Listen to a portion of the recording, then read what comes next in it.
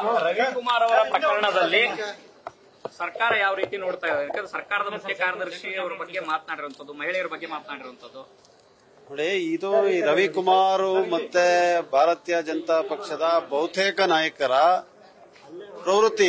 ಇದೇನು ಹೊಸದೇನಲ್ಲ. Patriarchal mind set ಅಂತ ಹೇಳ್ತಾರೆ ಇದನ್ನ. ಅಂದ್ರೆ ಮಹಿಳೆಯರನ್ನ ಎಲ್ಲೂ ಬೆಳೆಯಕ್ ಬಿಡದೆ ಅವ್ರನ್ನ ತುಳಿಯುವಂತದ್ದು ಇವರ ಒಂದು ಮನಸ್ಥಿತಿ. ಇದು ಗೊತ್ತಾಯ್ತಾ?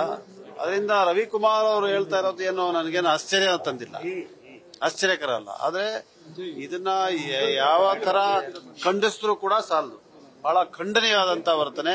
ಒಬ್ಬ ವಿಧಾನ ಪರಿಷತ್ನ ಸದಸ್ಯ, ಒಬ್ಬ ಭಾರತೀಯ ಜನತಾ ಪಕ್ಷದ ಹಿರಿಯ ನಾಯಕನಾಗಿ ಈ ರೀತಿಯಾಗಿ ಒಬ್ಬ ಮಹಿಳೆಯ ಬಗ್ಗೆ, ಈ ರಾಜ್ಯದ ಮುಖ್ಯ ಕಾರ್ಯದರ್ಶಿಗಳ ಬಗ್ಗೆ ಮಾತಾಡಬಾರದಿತ್ತು. ಆದ್ರೆ ಅವ್ರಿಗೆ ಬುದ್ಧಿ ಮಾತನ್ನ ಹೇಳಿ ತಿಳುವಳಿಕೆ ಹೇಳೋದು ಯಾರಿಗೆ? ಯಾರು ಗೊತ್ತಿಲ್ಲದೆ ಮಾಡ್ತಾ ಇರ್ತಾರೆ ಅವ್ರಿಗೆ ಹೇಳ್ಬೋದು.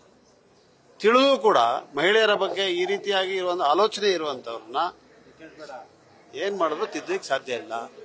ನೀವು ಸಾಧಾರಣವಾಗಿ ನೋಡಿದ್ರೆ ದೇಶಾದ್ಯಂತ ಭಾರತೀಯ ಜನತಾ ಪಕ್ಷದ ನಾಯಕರು ಈ ರೀತಿಯಾಗಿ ಮಾತಾಡಿರೋದು ಹಲವಾರು ಉದಾಹರಣೆಗಳಿದೆ.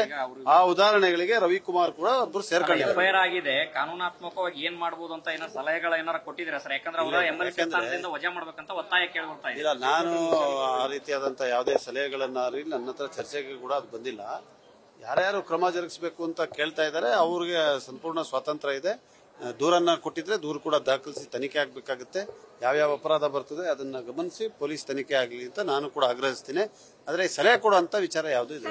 ಬಿಜೆಪಿ ಒಂದು ಹೇಳ್ತಾ ಇದ್ದಾರೆ, ಅಲ್ಲಿ ಎಎಸ್ಪಿಗೆ ಕೈ ಎತ್ತಿದಂತಹ ವೇಳೆ ಎಲ್ಲೋಗಿತ್ತು ಐಎಎಸ್ ಏನು ಅಸೋಸಿಯೇಷನ್? ಇವತ್ತು ಎಂಎಲ್ಸಿ ವಿಚಾರ ಅಂದ್ರೆ ರವಿಕುಮಾರ್ ಅವರು ವಿಚಾರವಾಗಿ ಯಾವಾಗ ಹೇಳಿದ್ರು ಅವಾಗ ಒಂದಾಗ್ತಾ ಇದಾರಲ್ಲ. ಹಂಗಾರೆ ಎಎಸ್ಗೆ ಅಂದ್ರೆ ಅಲ್ಲಿ ಭರಮಣ್ಣಗೆ ಯಾಕೆ ಸಪೋರ್ಟ್ ಮಾಡ್ಲಿಲ್ಲ ಇವರು ಸಿಎಂ ಕೈ ಎತ್ತಿದಾಗ ಅಂತ ಕೇಳ್ತಿದ್ದಾರೆ. ಎಲ್ಲಿ ಕೈ ನೋಡಿ, ಅದಕ್ಕೂ ಇದಕ್ಕೂ ಹೋಲೈಕೆ ಮಾಡ್ಲಿಕ್ಕೆ ಸಾಧ್ಯ ಇದೆಯಾ?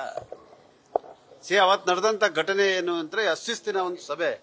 ಪೊಲೀಸ್ ಅಧಿಕಾರಿಗಳಿಗೆ ಯಾಕೆ ಈ ತರ ಮಾಡಿದೀರಾ ಅಂತ ಹೇಳಿ ಸ್ವಲ್ಪ ಜೋರಾಗಿ ಮಾತಾಡಿದ್ದಾರೆ ಮುಖ್ಯಮಂತ್ರಿಗಳು. ಬಿಟ್ರೆ ಎಲ್ಲಿ ಕೈ ಎತ್ತಿದ್ ಎಲ್ಲಿ ನಡೆದಿದೆಲ್ಲ ಸುಮ್ಮನೆ ಇವ್ರ ಸಿಸ್ಟಮ್.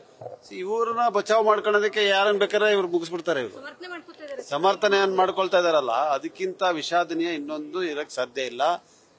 ಪಕ್ಷದ ವತಿಯಿಂದ ಯಾರೇ ಮುಂದೆ ಬಂದು ಕ್ಷಮೆಯಾಚನೆ ಮಾಡಿ ಪಕ್ಷಕ್ಕೆ ಇರುವಂತ ಕೊಂಚಿತ ಗೌರವವನ್ನು ಉಳಿಸ್ಕೊಳ್ಳೋ ಕೆಲಸ ಅವ್ರು ಮಾಡೋದು ಒಳ್ಳೇದು.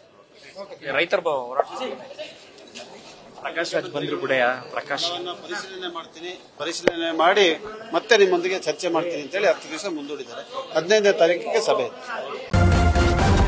ನ್ಯೂಸ್ ಫಸ್ಟ್ ನಿರ್ಭೀತಿಯಿಂದ ನಿಮ್ಮ ಪರವಾಗಿ.